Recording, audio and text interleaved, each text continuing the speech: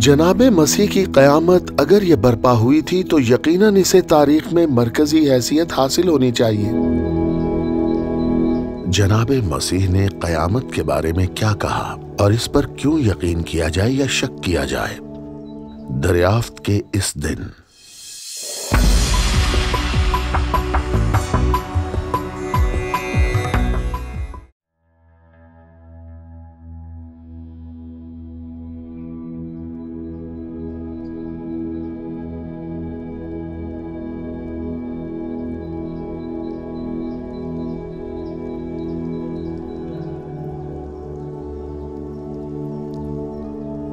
इंजील के मुताबिक जनाब मसीह ने मौत के बाद जिंदगी की पेशकश की, एक दावा जिस पर बहुत से लोगों को यकीन करना मुश्किल है।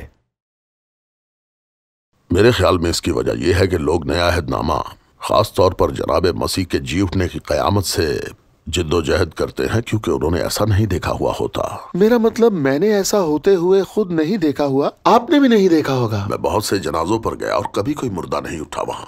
हमारे जमाने में इल्म की एक ऐसी फितरी नौयत मौजूद है जो कि हमारे पास है कि हम लोग बिल्कुल भी नहीं देखते, जिसमें मैं भी शामिल हूँ।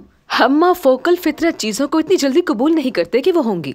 हर कोई जो जनाब मसीह के दावे को सुनता है उसे कबूल नहीं करता, बल्कि बाज लोग उन चीजों के बारे में बहुत जबरदस्त शकूक व शुबहात रखता है जो जनाब मसीह ने कहीं, खासकर जब वो इतना बड़ा दावा करते हैं जैसे मैं बाप के दाएं हाथ पर बैठा हूँ, या मैं और मेरा बाप एक हैं, या अगर तुम खुदा को देखते हो तो मुझे देखते हो। ये मामूली दावे नहीं हैं।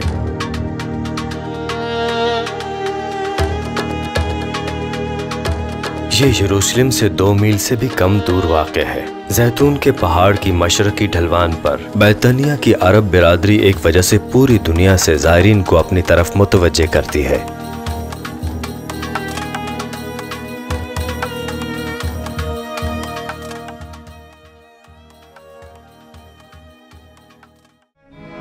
यहाँ कलाम मुक़द्दस का कहना है कि जनाब मसीह ने लाजरस नामी शख्स को मुर्दों में से जिंदा किया।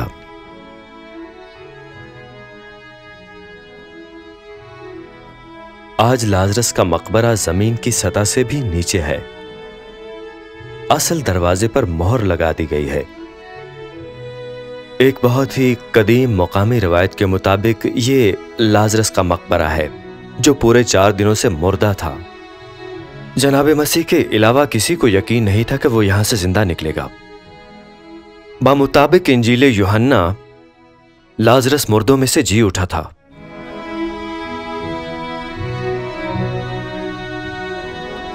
और ये कहकर उसने बुलंद आवाज से पुकारा, ऐ लाजरस निकल आ। जो मर गया था वो कफन से हाथ बांधे हुए निकल आया और उसका चेहरा रुमाल से लिपटा हुआ था। यसू ने उनसे कहा, उसे खोलकर जाने दो। यूहन्ना की इंजील बाब 11।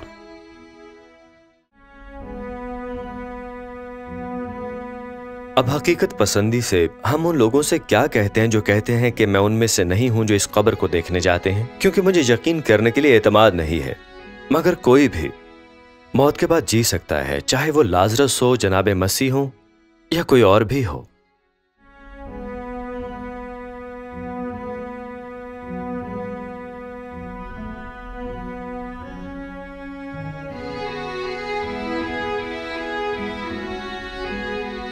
बैतनिया में मुर्दों में से लाजरस के जी उठने की इत्तला के फौरन बाद जनाब मसीह ने अपने ही जी उठने की पेशनगोई की। ये पेशनगोई उनके मुकदमे के दौरान यहूदी मजहबी रहनुमाओं के सामने हुई, जनाब मसीह के मसलूब होने से कुछ वक्त कबल। और पेशगोई थी कि जब वो कब्र खाली हो जाएगी तो मैंने आपको अपना पता दे दिया। मेरा पता है खुदा बाप के दाहिने हाथ पर और मैं उसके जलाल और अजमत पर इसके साथ हूँ। तो इसका मतलब है कि आप जवाबदेह हैं ना सिर्फ बाप को बल्कि बेटे को भी। सोचें जरा, ये बहुत बड़ी बात है। सरदार काहन ने उससे कहा कि मैं तुझे जिंदा खुदा की कसम देता हूं कि अगर तू खुदा का बेटा मसीह है तो हमसे कह दे।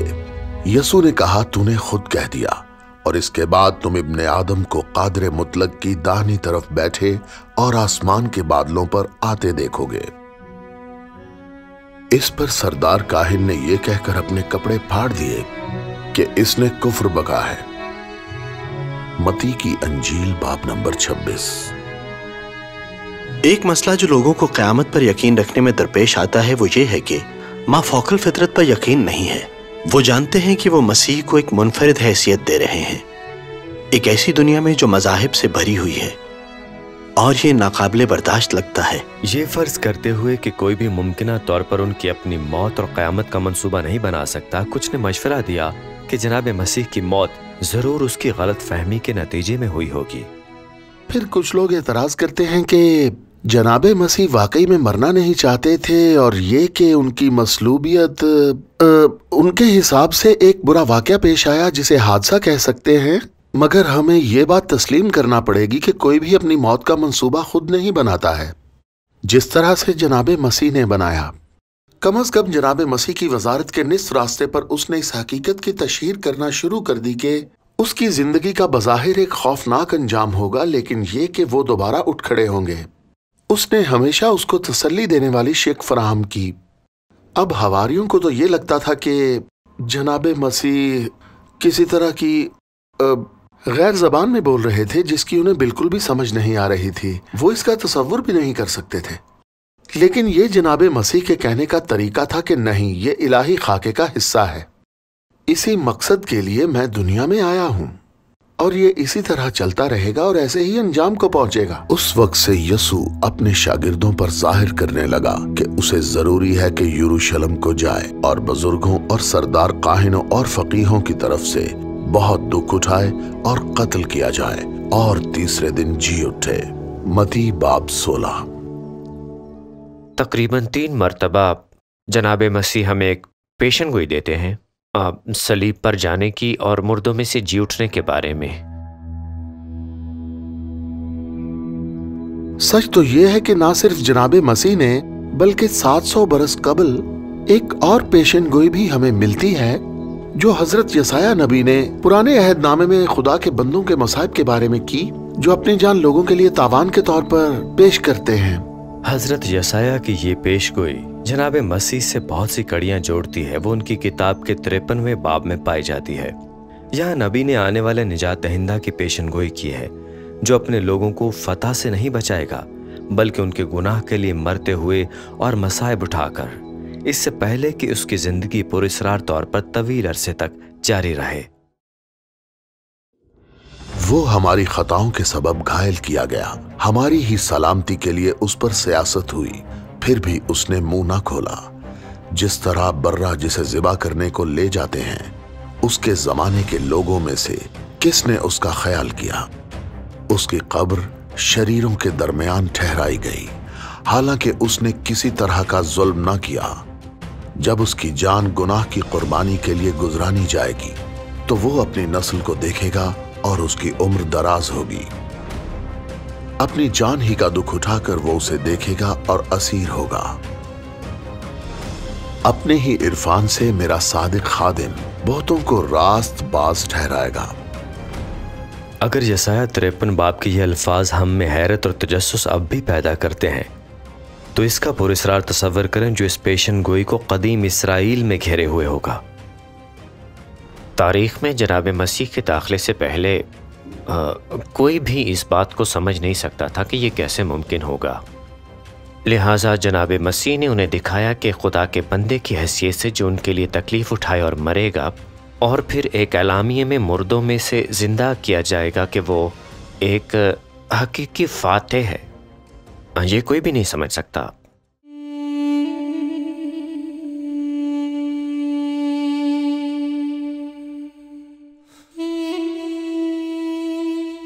बाद में मसलूब होने से एक रात कबल इंजील के मुसन्निफ हजरत मती ने कहा है कि जनाब मसीह ने अपने शागिर्दों के साथ आखिरी इशाइये में सालाना फसह के मौके पर खाना खाया और एक बार फिर उन्होंने अपनी आने वाली मौत की बात की।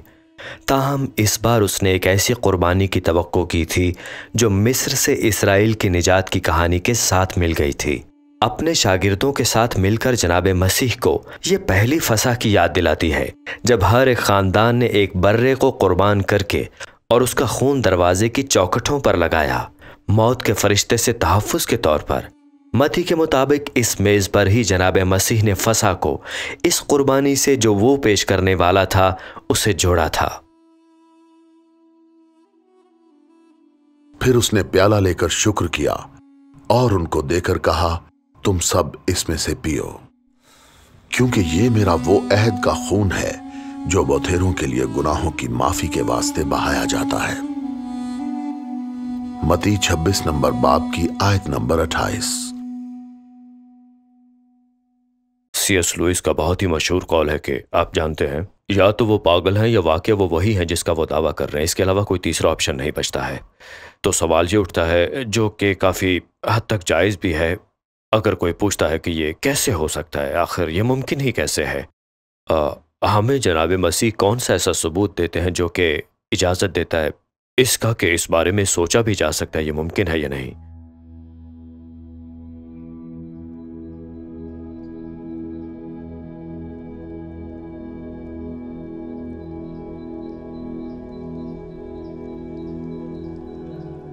आज भी पूरी दुनिया से लोग लाजरस की परवरिश के रिवायती मकाम को देखने के लिए अल अज़ारिया आते हैं। माजी में देखें तो पुराने अहदनामे के मुताबिक जनाब मसीह ने इसको बतौर मौजज़ा इस्तेमाल किया कि वो अपने पुराने दोस्त से मिल सके। जब जनाब मसीह बैतनिया पहुंचे, उन्होंने लाजरस की गमज़दा बहन मार्था से कहा कि अगर कोई शख्स मर भी चुका है तो वो उसे जिंदा कर सकता है। उन्होंने उसे बताया कि वो खुद ही क़यामत और ज़िंदगी हैं, जिस पर यकीन करना उतना मुश्किल था जैसे कि जनाब मसीह के शागिर्दों ने यह कहते हुए सुना था कि उसे मजहबी कायदीन के हाथों मसाइब उठाने के लिए यरूशलेम जाना पड़ा, यानी मसलूब होने और तीसरे रोज मुर्दों में से जी उठने के लिए। यह सुनना और यकीन करना वाकई मुश्किल रहा होगा।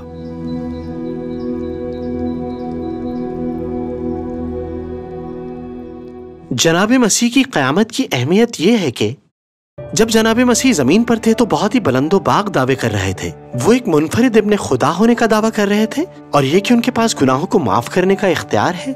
उनका मानना था कि वो खुदा के बंदे हैं जिन्हें हमारी बादशाही का आगाज करने के लिए बनाया गया, और ये कि हमारी अब्दियत का ज्यादातर इन्हिसार दर हकीकत खुसूसी तौर पर इन्हिसार करती है कि हमने उनके साथ क्या किया, क्या हम उनके मकसद को अपनाने के लिए राजी हैं। अब जब वो ये कह रहे थे तो उनके नक्कादों ने कुछ इशारे अखज़ किए, कुछ शवाहिद के जो कह रहे हैं वो सच है। उन्होंने कहा, मैं एक ही निशान दूंगा, मेरा मुर्दों में से जी उठना। आपको खुद से पूछना पड़ेगा कि आखिर ये कब्र कैसे खाली हो गई और इसका क्या मतलब है। यहाँ कुछ बहुत गैर मामूली हुआ है, और ये गैर मामूली काम इसलिए हुआ है क्योंकि जनाब मसीह खुद एक बहुत गैर मामूली इंसान है। तो एक सबब ये भी है कि लोगों को जनाब मसीह के साथ थोड़ी मुश्किल का सामना होगा। वो आम आदमी से बढ़कर हैं। ये एक नजरिया मौजूद है कि जनाब मसीह और उनकी कहानी काफिराना अफसाने की एक नकल है, यानी कि बिल्कुल ऐसी एक कहानी पहले से ही मौजूद है। और ये कि दूसरी तरह के कुछ देवता हैं जो कि जनाब मसीह की कहानी से बहुत पहले से मौजूद हैं, जैसे कि ओसाइरस और मित्रा। और इसलिए लोग शायद इस हकीकत को मान सकते हैं कि है ये कहानी जरा भी मुख्तलिफ नहीं है ओसाइरस और मित्रा की कहानियों से। मसीहियत की पेशन गोई करने वाली रोमी दुनिया में मौत और बढ़ती हुई शख्सियात जैसे देवताओं और रहनुमाओं के चंद मुमकिन मुतवाज़ी इम्कानात हैं। ताहम सिर्फ इस वजह से कि आपके पास जनाब मसीह के जी उठने के वाक़यात के साथ ममासलतें हैं, हरगिज़ ये साबित नहीं करता कि बाद वाला झूठा है। सबसे पहले जब आप इसका मुआजना खुदा से करते हैं जिस पर जुल्म किया गया था और उसे मारा गया था, और फिर वो इस दुनिया फानी से चला जाता है और यहीं पर उसकी तजदीद होती है, यहीं पर फिर एक ऐसी रूह बनता है। इन बातों को हम पूरी तरह समझ नहीं पाते। किसी शख्स के लिए और उसकी जिंदगी के लिए ये कैसे काम करता है, और ये एक ऐसे शख्स के लिए कैसे काम करता है जो कि ओसाइरस का पैरोकार है। मुझे इस बात का यकीन नहीं है कि ये वाकई उनकी जिंदगी में कोई भी उम्मीद लाएगा जैसे जनाब मसीह का मसलूब होना और जी उठना लाता है, क्योंकि जनाब मसीह की मौत मखसूस तौर पर मुहैया करती है एक ऐसा रास्ता और एक ऐसी उम्मीद जो कि आखिरकार इंसान को ऐसी जगह पर ले आते हैं जहाँ पर वो खुदा के पास वापस आने में और खुदा के साथ जाती रिश्ता बनाने में कामयाब होते हैं, और इंसानों तक पहुँचने और उनको खुदा की तरफ लाने का काम हम पर लागू होता है, जिसमें उसकी मसलूबियत और मुर्दों में से उसका जी उठना और एक उम्मीद है। हकीकत यह है कि अगर दो कहानियों में मुमासलत है तो जरूरी नहीं कि ये दोनों कहानियां आपस में बंधी हुई भी हों। मिसाल के तौर पर हम सब एक जहाज के बारे में जानते हैं। ये एक मुसाफिर बर्दार जहाज था जो तकरीबन 100 साल कबल गैर मनकूल समझा जाता था, जिसके नाम के आगाज में टी का लफ्ज आता था। ये एक अप्रैल की रात खुद बहरे उकियानूस में तकरीबन 200 किलोमीटर दूर तक रवाना हुआ, और जब वो 200 किलोमीटर दूर चला गया तो एक आइसबर्ग से टकरा गया और वो डूब गया। और चूंकि उसमें लाइफ बोट काफी तादाद में नहीं थी तो आधे से ज्यादा मुसाफिर डूब गए। हम सब जानते हैं कि हम क्या कह रहे हैं ना। हम एक किताब, एक novel wreck of the Titan की बात कर रहे हैं जो 1898 में लिखा गया, पूरे 14 साल पहले टाइटैनिक जहाज के डूबने से। तो ये हकीकत कि इन दोनों वाकयात की तफासिल मुश्तरक हैं साबित नहीं करती, क्योंकि ये वाला एक नॉवल था कि बाद वाला वाकया सच नहीं था, क्योंकि हम जानते हैं कि ये भी एक सच्ची कहानी थी। बात यह है कि इन दोनों कहानियों में कुछ तफसीलात बहुत ही हैरानकुन हद तक मुश्तरक थीं। जनाबे मसीह की क़यामत अगर ये बर्पा हुई थी तो तारीख में यकीनन इसे मरकजी अहमियत हासिल होनी चाहिए। अगर आप क़यामत पर यकीन रखते हैं तो बाकी पैकेज पर यकीन रखना इतना मुश्किल नहीं है कि मसीह खुदा थे, इंसान थे, वगैरह वगैरह।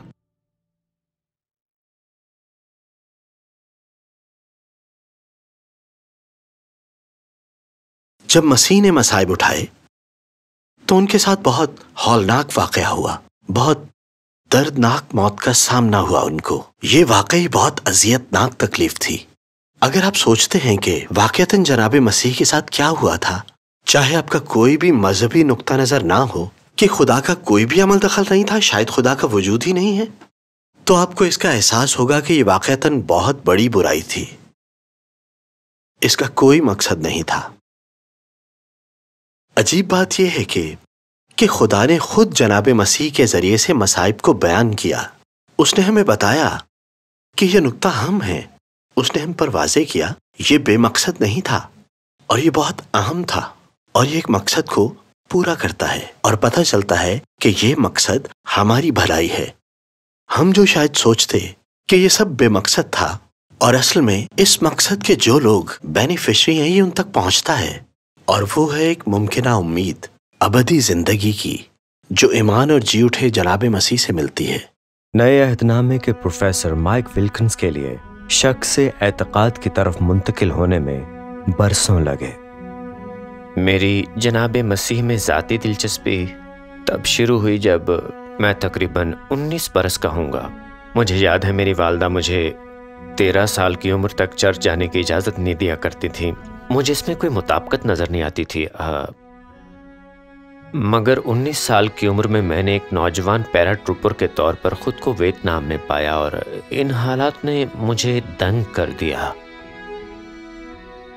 मैं कौन होता हूँ किसी दूसरे इंसान को मारकर खुश होने वाला, मैं यही सोचा करता। तब मैंने खुद में एक ऐसी भयानक बुराई देखी। हाँ, मैं जानता हूँ कि जंगें कभी कभार ज़रूरी होती हैं, मगर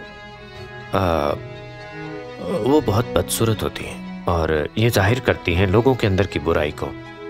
इस बात से कतई नज़र कि ये दुरुस्त थी या गलत थी, ये हमारे अंदर की बुराई की हद तक हमें ले जाती है। और ये तब की बात है जब मैं वहाँ था, तो मुझे ये देखने की ज़रूरत महसूस हुई कि ज़िंदगी क्या है और इसकी हकीकत क्या है और इसके अंदर सच्चाई किस कदर है। मैंने इसकी तलाश करना शुरू कर दी, साइकोलॉजी में, फ़िलॉसफी में, और उन दिनों की नशावर कंपनियों में भी।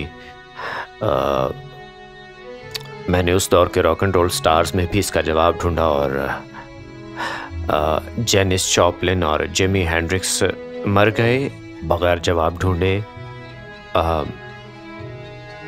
लेकिन ये 60 की दिहाई और 70 की दिहाई के आगाज़ का वक्त था जब मैं उन दिनों जनाबे मसीह मूवमेंट से ताल्लुक़ रखने वाले कुछ लोगों से मिला।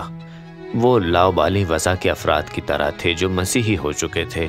मुझे इस हकीकत से हैरत हुई कि वो इतने यकीन से मानते थे कि जनाबे मसीह ही जवाब है। तो मैंने उनका कलाम सुना और मैंने उनके साथ कमो बेश 6 माह गुजारे होंगे, और सिर्फ बातचीत करते हुए। और मैंने कलाम मुक़द्दस पढ़ना शुरू किया, और बिलखुसूस अनाजील पढ़ी। मैंने उनमें से तकरीबन हर एक को कई मर्तबा पढ़ा, और मैं इस बात को मानना शुरू हो गया कि इस यसु मसीह में कुछ ख़ास था। मगर मैं फिर भी उसके साथ चलने के लिए तैयार नहीं था, और ऐसा तब तक ना हुआ जब तक किसी ने मुझे गहराई से चैलेंज किया कि क़यामत के तारीख़ी शवाहत को देख लो। इससे मेरी आंखें खुलना शुरू हुईं, क्योंकि जनाबे मसीह की क़यामत यहूदी तारीख़ में मुनफरिद थी, और इंसानी तारीख़ में भी जनाबे मसीह मुनफरिद थे। जैसे मैंने इसकी गहराई में देखना शुरू किया, उनके सबूतों को, ख़ास तौर पर उनके खाली मकबरे को, औरतों की गवाही को भी जिसकी इजाज़त ना थी, और बहुत सारी क़यामत के बाद की उनके ज़हूर की शक्लें, ऐसा लगने लगा कि ये वाकई एक बहुत बड़ा फ्रॉड तो नहीं हो सकता है। और एक ऐसा इत्मीनान मुझे हुआ जैसे पौलुस को कि जनाबे मसीह का मुर्दों में से जी उठना एक एलामिया था कि वही इब्ने खुदा है।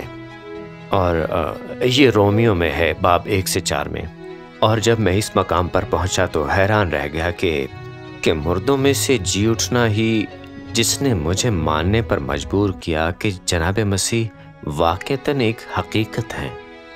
मुझे याद है पुराने दिनों में क़ब्ल इसके कि उन्हें जनाबे मसीह को मैं दरख्वास्त करूं कि वो मेरी ज़िंदगी में आए और मुझे बदले, मुझे याद है मैंने अपने दोस्तों से कहा कि देखो, ये या तो वाकई सच है या फिर झूठ।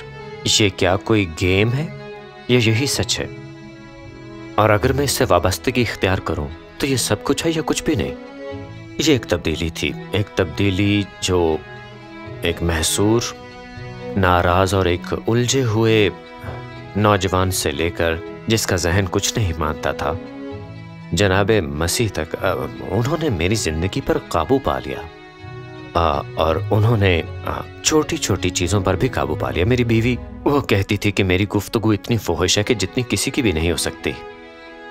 और जनाबे मसीह ने मुझे वाज़े तौर पर बता दिया, मुझे गालियां देने की इजाज़त नहीं थी। उन्होंने कहा कि आओ मैं तुम्हारी मदद करूं कि तुम पाकीज़गी से बोलो और ना कि गलाज़त से। हर तरह से उन्होंने अपनी मौजूदगी से मेरी ज़िंदगी को संभाल लिया और मुझे उस नुक्ते पर ले आए जहां आज मैं हूं। यकीनन इस रास्ते में बहुत सी मुश्किलात थी। मुझे याद है एक बार मैं पादरी था और मैं तैयारी कर रहा था एक ईस्टर के पैगाम की, और मुझ पर शक की बहुत बड़ी लहरों ने हमला कर दिया था इस सब की हकीकत के बारे में। माइक, तुम अब भी शायद वो देख रहे हो जो देखना चाहते हो। क्या ये महज एक खेल नहीं है? और इसने मुझे झंझोड़ा, बल्कि मुझे लगता है कि शायद खुदा ने ही इसको इस तरह से होने दिया। इसने मुझे बुनियादी बातों की तरफ मोड़ दिया, उन दावों की तरफ जो जनाबे मसीह ने किए और उनकी क़यामत की बुनियादी हकीकतों की तरफ। और इसी तरह मैं अगले दिन मिंबर पर चला गया और बहुत गुस्से में था मैं उस दिन। क़यामत की हकीकत पर आग बबूला था। तो जनाबे मसीह के साथ चलना बिल्कुल ऊपर की तरफ आसान चाल नहीं है। बहुत तरीक़ों से जब मैं अपनी बेटियों की परवरिश कर रहा था तो मैं उनसे कहता था, देखो लड़कियों, तुम इससे पहले कभी 13 बरस की नहीं थी और ना ही मैं 13 बरस की लड़कियों का पहले बाप था, इसलिए मुझे नहीं मालूम कि मैं क्या कर रहा हूं। मगर तुम्हें भी तो मालूम नहीं कि तुम लोग क्या कर रहे हो, तो आओ ये मिलकर करते हैं। और ये ऐसा ही तरीका है जो कि जनाबे मसीह मुझे कहते हैं, तुम पहले यहाँ कभी नहीं थे। मत सोचो कि तुम्हें सब जानना है। ये मत सोचो कि तुम्हें गालिब आना है उन तमाम मुश्किलात पर जो तुम्हारी ज़ाती ज़िंदगी में है या तुम्हारे मजहबी अक़ीदों में। मैं यहाँ हूँ तुम्हारे साथ चलने के लिए। ये एक बहुत बहुत ज़्यादा हैरानकुन सफ़र रहा है।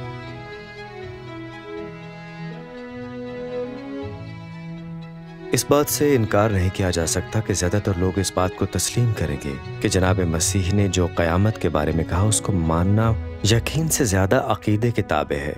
लेकिन हमने आज ये भी सुना है गहरी सोच रखने वाले मर्द और ख़वातीन जो कि ईमान रखते हैं कि शवाहिद जनाब मसीह के जी उठने के सबूत और हादसात इतने मजबूत हैं कि ये ईमान को सबसे ज़्यादा माकूल जवाब बना देते हैं।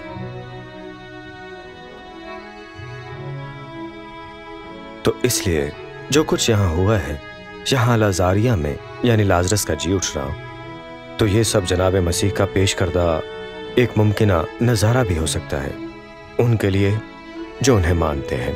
क्योंकि मेरे बाप की मर्जी ये है कि जो कोई बेटे को देखे और उस पर ईमान लाए हमेशा की जिंदगी पाए, और मैं उसे आखिरी दिन फिर जिंदा करूं। जनाब मसीह, यूहन्ना 6 बाब 40वीं आयत। अजीज नाजरीन, इस वीडियो को देखने के बाद अगर आप इंजील शरीफ का मुफ्त नुस्खा हासिल करना चाहते हैं तो हमें अपना मुकम्मल पता बमा मोबाइल फोन के अरसाल कर दें। हम पूरी कोशिश करेंगे कि आप तक इंजील शरीफ का मुफ्त नुस्खा पहुंच जाए।